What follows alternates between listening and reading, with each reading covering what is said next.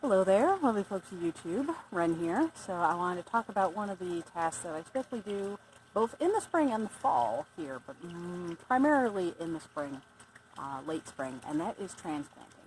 So there are two basic reasons that you would transplant a plant. One is if you just bought a new plant from a nursery or got it from a friend, because that happens if you have gardener friends, or you're bringing in an outside plant to your yard that you want to add to your yard.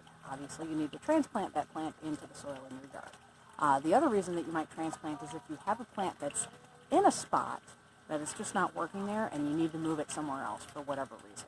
I actually have both of those plants right now today that I'm going to work on. We're going to do our best. There's a lot of background noise. A lot of people are out because it's nice outside, so hopefully we won't pick up too much background conversation. But I really only use two tools when I transplant. My big tool right here. I'll show you this. This is called a spading fork or a garden fork. That is the ideal tool for lifting dirt, and especially for lifting out an established plant from an area, because you can kind of scoop the plant up with minimal damage to the roots with those tines, whereas a rounded shovel would just kind of cut through the roots.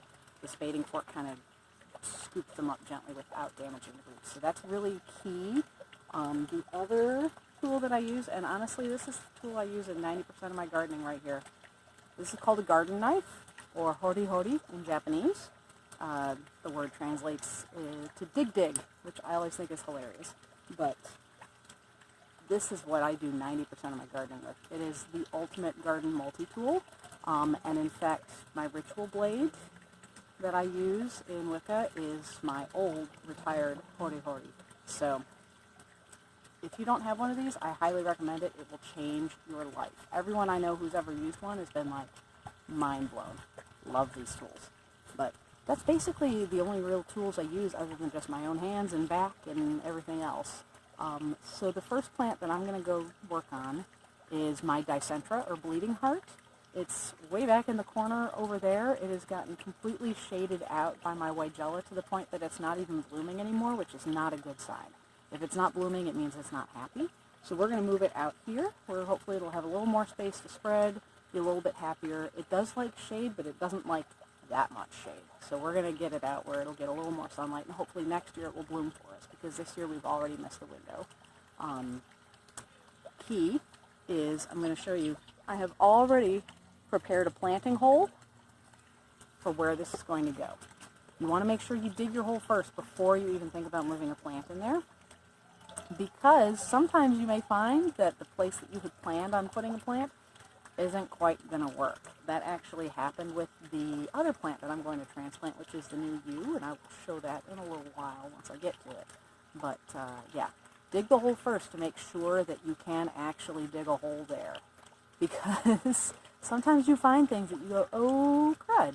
I have actually found like cables, underground cables, I have found that were not in the place that the utility lines have been marked. Because anytime I'm going to do any major digging project, I always call the utility companies and make sure that they come out and mark my lines.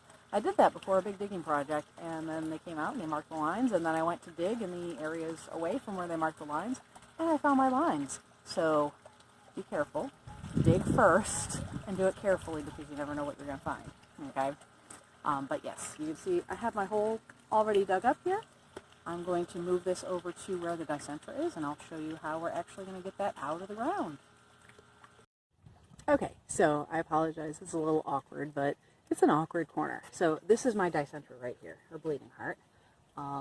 I've already kind of pulled away some of the other plants that were around the perimeter of it, which is mostly vinca, this vine here. It's a ground cover. It will grow back just fine. But I want to get an idea of where the perimeter of the plant is around. Basically where the leaves end on the top, that's where we're going to go in with our tool and dig, because that's what we call the drip line, and that's usually roughly the outer perimeter where the roots are as well. So that's where we're going to start digging. And I'm going to try and salvage some of this moss here too, because I love the moss in my garden. I don't plant any of this. This all grows wild, but I definitely encourage it, and I propagate it, and I spread it around everywhere that I can. So we're going to dig up this moss, and I'm going to put some of that around my pond, because it will that moss. Okay. I did actually find a couple of little seedlings around this plant as well, as I was kind of pulling out this perimeter, so that's a good sign. That means that I can propagate this plant and spread it, so yay. All right, so here we go. I'm going to take my fork here, right on the edge of that, and just go in as deep as it will go, and just lift. And just keep doing that all the way around. Put it in deep, and lift. There we go. And you can see that center, what we call the crown, the root crown, will lift up as we do this. There we go. Oh, this is very awkward angle. Once I've gotten it kind of loose, I'll go back in around just at a slightly shallower angle. Try to lift it up a little more until I feel like I can get all the way under it. There we go. See, now I'm basically all the way under the plant. That's it. We got you, baby. We got you. All right. Now, have this little piece here has come off the main root ball. That's another little piece that we can propagate right there. You can see it's got a nice intact root system on it, and that will be big enough to spread into a brand new plant. So we'll set that aside with my other one. Oh, actually there's quite a few of these. But yeah, the rest of this, I'm just really just going to get my hands right underneath it and just gently loosen it and lift it up. And there we go. That's our plant ready to be moved. So I'm going to bring it over to its new hole and I'll show you how we put it in. Okay, so now we're back here at the hole that I previously dug, and I literally just took the ball that I dug up from my dicentra and just kind of laid it in the hole. There's still a lot of spaces around it though. So what we're going to do is we're going to take that soil that I kind of dug up and I set aside, and we're going to move it back in around this root ball. And we want to try and not plant my ajuga in with it. We're going to get it in there as tight as we can. We don't want any air around these roots because that will discourage them from growing into that space. We want to keep them pretty tightly packed in with soil. I'm just using my hands to start with. Get everything in there. And once we get that set up, believe it or not, this is an actual gardening trick. We're going to stomp it in. Just really get your weight into it and make sure you're getting that all the way into there. Alright. Moss there, we'll leave that. Now, once we've done that, we've gotten most of those little air pockets out of there. Now we need to water it. Anytime you're disturbing the root system of a plant, you always need to water the plant afterwards to help them recover from that trauma. So we're going to give this lots of water. I have basically a full watering can here. We're going to put the whole can on there. This water also helps to get some of those smaller air pockets out of the soil so that those roots can also fill in a little bit better that way too. I'm just letting the water kind of soak in. And there we go again. So this plant has a bit of an advantage in that it's right by my pond now, which you may be able to hear in the background. But there's also just a slight little leak from the pond that comes down in this direction, so I don't have to worry about watering it. It's going to get plenty of water. So this should be a good spot for you. And all this ajuga that I disturbed will just grow back.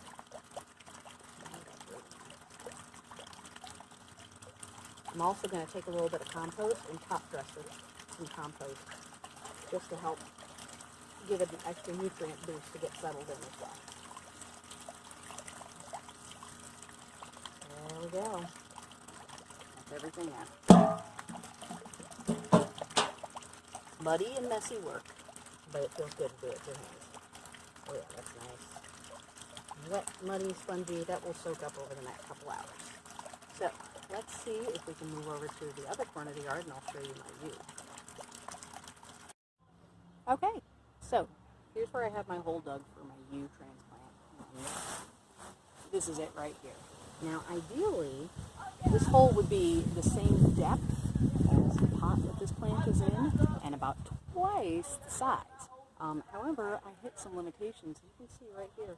This is a giant root from my neighbor's maple tree that it's probably as big around as my arm.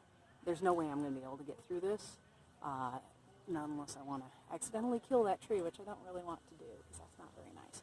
But this root is basically going straight through the middle of where I had planned on planting my yew originally, which is why I say dig the hole first, because you never know what you're going to find. So I'm more limited in this. The reason that we ideally want to dig it twice as big is we're loosening up that soil around the root ball to make it easier for those roots to grow into that area. It'll still grow as long as I kind of keep this loosened, and that's really what the Hori is a great tool for, because I can just kind of scrape this out and loosen it up a little bit. And just give some little notches for the roots to grow into, and that will help a little bit, even if I can't make the ball, make the hole quite as big as I'd like to. So, when we transplant from a pot into the ground, it's pretty much the same as when we're doing a repotting, where we're going to take the plant out of its original pot, and we're going to loosen that root ball up because it's probably going to be a little root bound. The roots are kind of going to go around. We don't want that. It will strangle itself. We got to get those loosened up. Now, the advantage to transplanting from a pot into the ground is that before you even dig your hole, you can just set the plant in the pot in the spot where you're going to transplant it, kind of step away and get an idea of what it's going to look like in that spot. And that way you can kind of visualize, use your visualization skills, visualize what the plant's going to look like when it's grown, get an idea of how it's going to fill that space and whether it's actually something you want to put there, because once it starts getting bigger, it's a lot harder to move. So think about it before you plant, okay? But yeah, put your pot there, visualize what it's going to look like, and then if you are A-okay with that, then go ahead and dig your hole. So I've already done all those steps, obviously. Got my hole already dug. Let's see if we can get this out of its pot. Oh yeah. Now look at that. You see all those roots there, all tangled up? We're just going to give it a little brushing. Just kind of comb it out just like you're kind of tousling someone's hair. And get that all loosened up. There we go. Good. So now you can see got those nice fluffy roots sticking out that will grow into the space that we have set up for it. Gently put that in there. Get that spread out a little more now. Around the top. Alright. We're going to start putting our soil in here. I'm just moving it literally from the pile that I had emptied it out and just kind of shoving it back in. But I want to make sure that I'm getting it way down to the bottom around the base of those roots too. We don't want to leave those air pockets in there. Really getting it in there.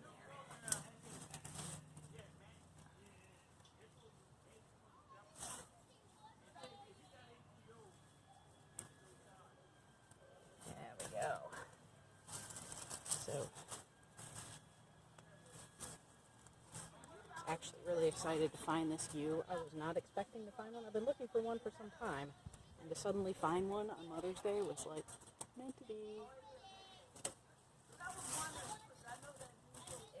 There we go. You can see some of the roots that I dug up in that dirt ball from the tree. Alright, that's a good start. So, and then just like with the dicentra, we're going to stomp it in.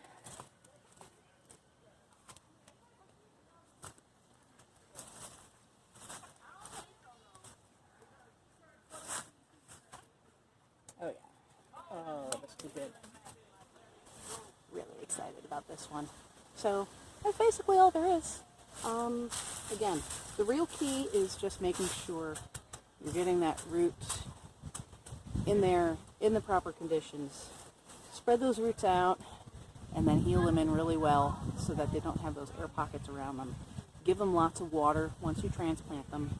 Ideally, you don't want to transplant on a really hot, sunny day if you can avoid it.